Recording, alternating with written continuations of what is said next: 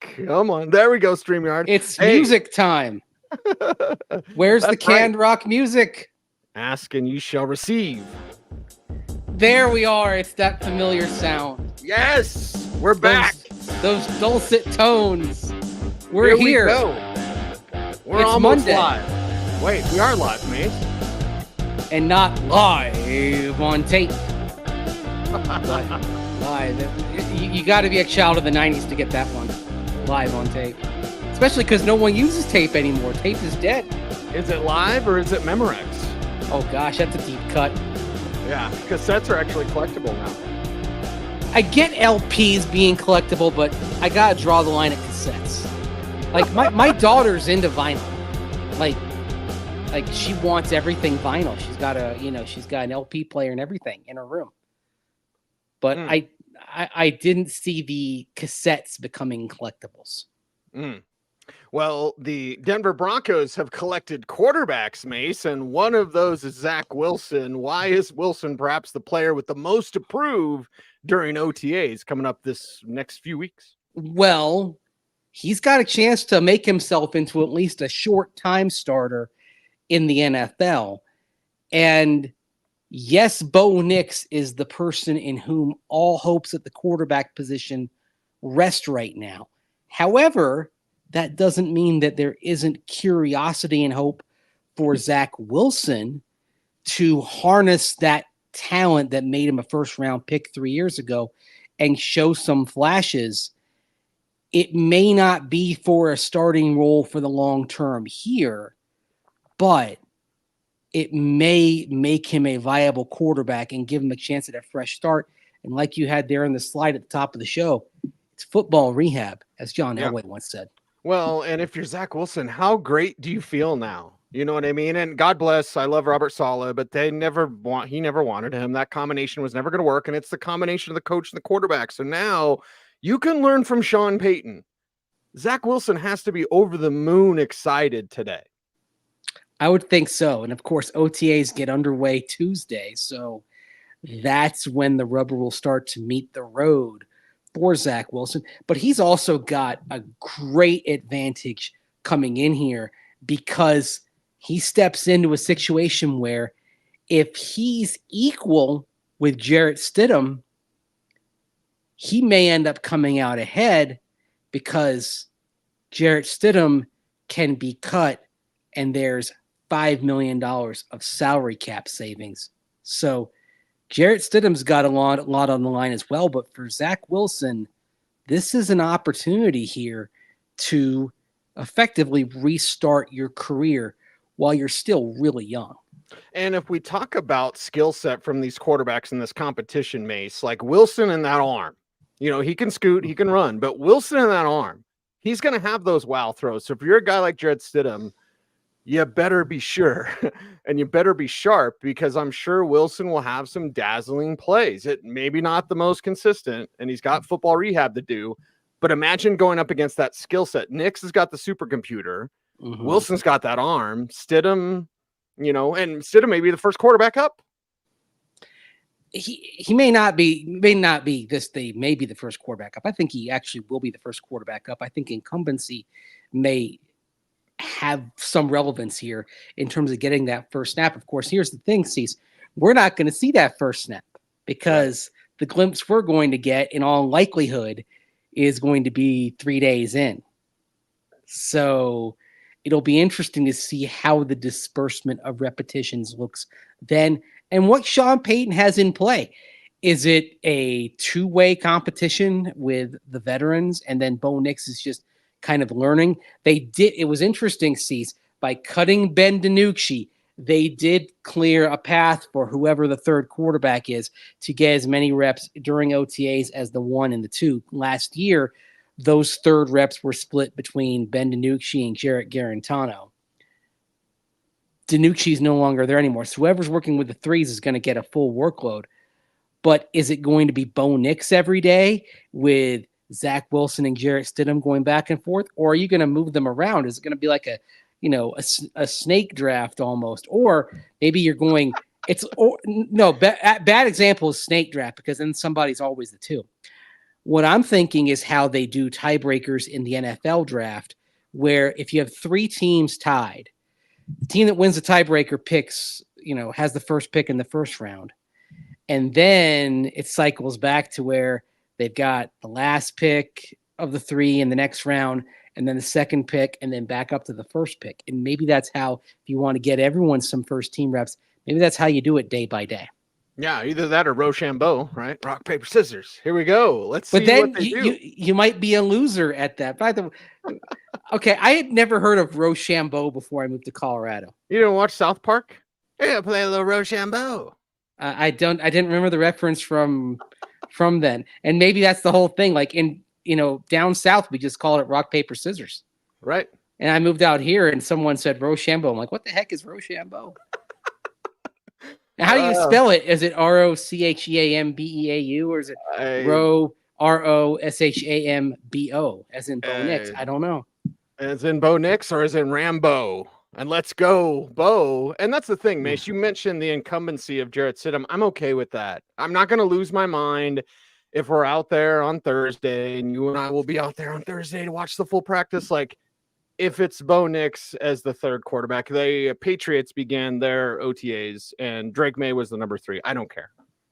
None of that matters. And that's a different situation. Jacoby Brissett, I think, is a better starter option than Jarrett Stidham. But like, okay, yeah, it's Stidham. It's on you to prove it. Wilson, it's on you to prove that you still got something. Yeah, it's funny you mentioned the Patriots. They have Jarrett Stidham. Washington has Marcus Mariota, who they acquired this offseason. You go to Minnesota, they brought in Sam Darnold, of course, head of J.J. McCarthy. Atlanta has Kirk Cousins, obviously. Really, the only 2 places where you can say going in, yeah, there's an argument to give the rookie the immediate reps right away because we don't have a veteran option, is Chicago and Denver, or don't have a viable veteran option. I mean, I respectfully to Zach Wilson, I mean, Sam Darnold in Minnesota is probably better. Now, Zach Wilson's more budget friendly, but there you go. And Jarrett Stidham, he has 4 career starts. I mean, in Chicago, they got Brett Rippon right now. There's no way that Caleb Williams should not be working ahead of Brett Rippon based on what we've seen of Brett Rippon in, 1, 2, 3 starts, if I recall correctly. 2 of them against the Jets, where Zach Wilson came from, which brings it all together. It's a circle of life, and that's what we're going to see. And lots of players that have something to prove. I think the Broncos have talent. I was on Twitter, and I usually don't respond to negative comments, Mace, because it's not a waste of my time. But like, somebody's like, this team's not talented enough to even win 5 games. I'm like, well, I happen to think their talent's different, maybe unproven, and maybe like Wilson with stuff to prove. Marvin Mims, is he a better route runner this year? We can go down the list. Javonte, does he have that burst back? Jaleel, did he learn to pass block? We got a lot of players to talk about today, Mace. So I personally don't feel like there is a lack of talent, maybe a lack of proven talent, but that's what OTAs are for. Get this thing on track and see what you can do. So we're not talking about the number 31 team in your opinion? No, I don't. Which is where ESPN had them last week. I would say this, at least in the OTAs, you mentioned Javonte Williams. There's only so much that a running back can show without pads. What we can see with Javonte, though, that's why it's interesting to mention him and why I'd say he's got a lot to gain out here, is because this is where we can see the quickness. Javonte Williams, objectively, not as quick, didn't have the same burst as he did before the injury last year. I mean, there were some promising moments, but not on a consistent basis. Let's see what he looks like. It's possible he could show that burst. And the other thing is, the other element is, if he shows the vision to go along with it, then you have something. He does, and this was true before the injury, he's got to improve his vision. That's something you can work on out there in OTAs, even though at running back, you never get the complete picture in OTAs. It's why you and I said there's a decent chance that the guy who looks best at running back this offseason is Blake Watson, and we don't get a real strong glimpse of Audric Estime until he can put the pads on and start running over some people. Yeah, and then he's going to have some of those power runs in the preseason, and people are going to go nuts. So, what can we see at OTAs? I think we can see that burst from Javonte. I mentioned Marvin Mims. Like, we can see him run better routes. Is he cutting a Yes. rug, or is he like rounding out his cuts like he did last year when it wasn't a go or a comeback? Like, we got to see. And slants have returned. We can't reveal everything, Mace, but the Sean Payton offense is back. So we'll get to see these guys operating towards the middle of the field. That means slants. That means you better run a good route. The analytics on Bo Nix would say they were coming back anyway because of the rating that he had and the data that he had when he was working across the middle anyhow. So that's not really a secret that we're seeing. It was just, that's what you and I were smiling about. You know, people were wondering about us after we did that show during rookie minicamp. Like, these guys are trying hard not to be giddy. Well, I think when you start seeing the offense the way it's supposed to look, yeah, there's a little bit of excitement. It doesn't matter whether it's the Broncos or any other team. I like to see well-executed football. Mm-hmm. I like to see good play design. I like to see that play design executed.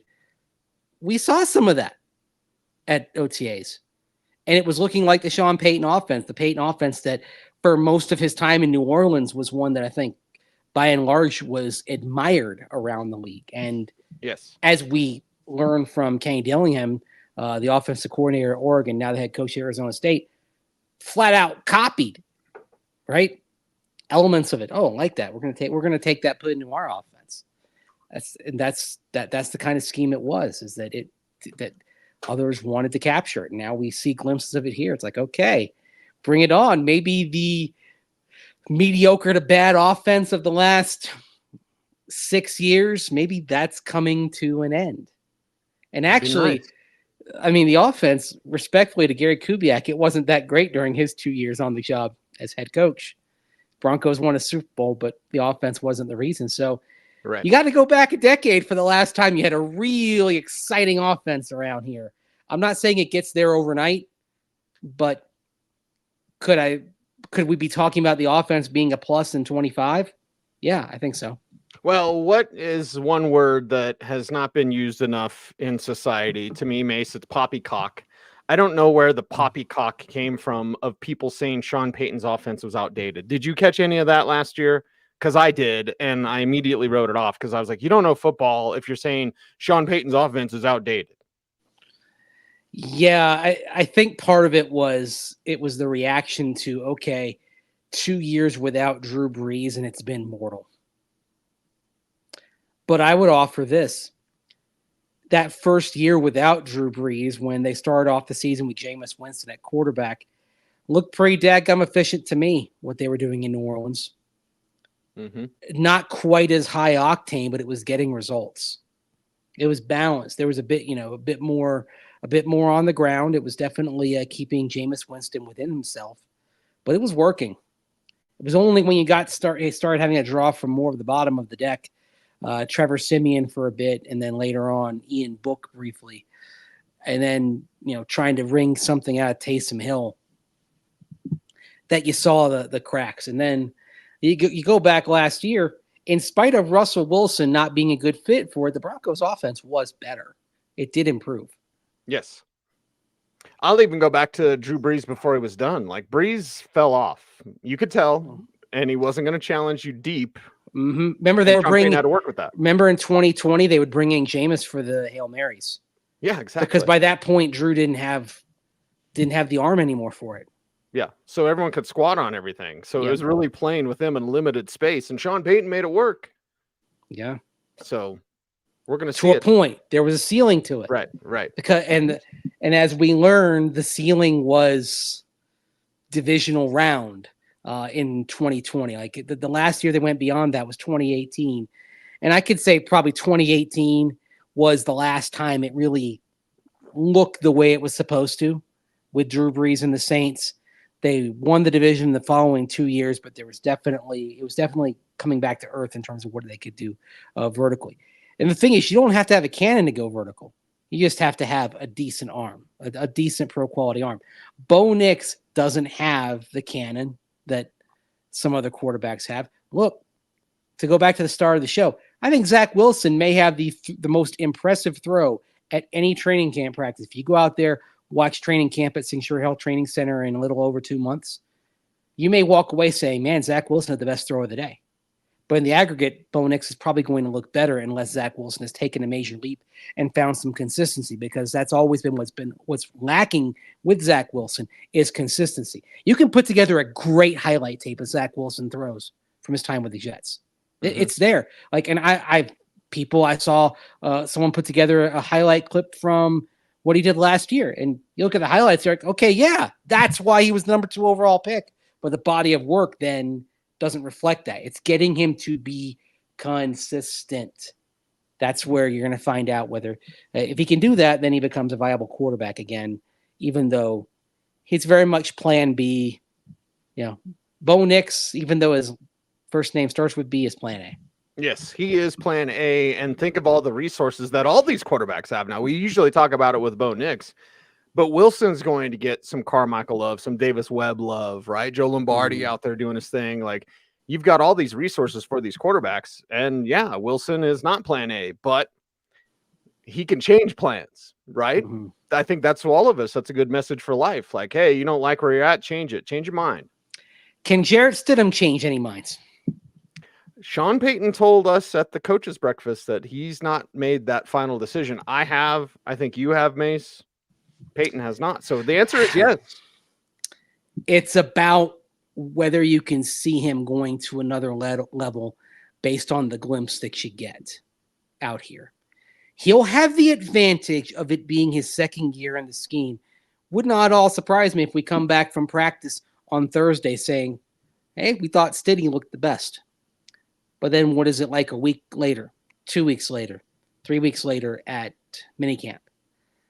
That's where you'll start to see catch up. I mean, basically, Jarrett Stidham's going to go out there with a lead, but Bo Nix and Zach Wilson, they probably have some more turbochargers in their cars. So, like, it's almost like you're spotting Jarrett Stidham a 1-lap lead, but those two have some traits that would allow them to catch up once they get things learned and get things right on the mental side. You got that Carolina in you, Mace. You got any NASCAR memories? NASCAR fan? NASCAR anything? I used to be into it a long time ago, but I couldn't tell you much other than apparently there was a fight after the race on Sunday night. Which went viral. Yeah, I saw that vid. That's for sure. Everyone saw that, I think. That was better than watching the Nuggets collapse. Yeah.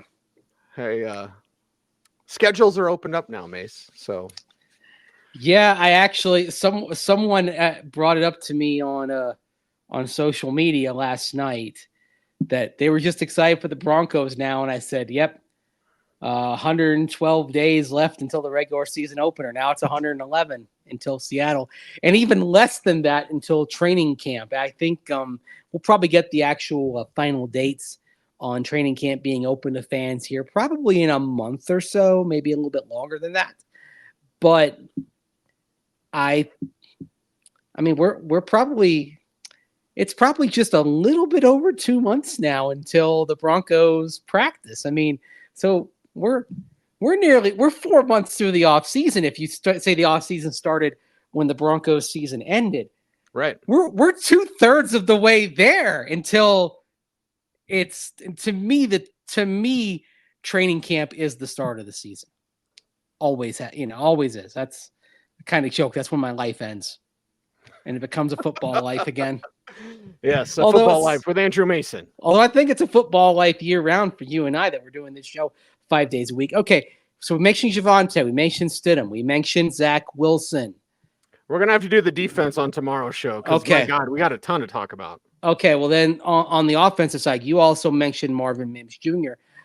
I want to see how far Tim Patrick has come as well. What can he handle at this point, coming off of the Achilles rupture a little under 10 months ago, which followed the torn ACL? He's got a lot. And then after drafting Troy Franklin, man, these receivers down the depth chart, there's a squeeze here. Brandon Johnson's going to have a good camp, or he could feel the squeeze. Jalen Virgil coming off the knee injury. He needs to play well. He could feel the squeeze.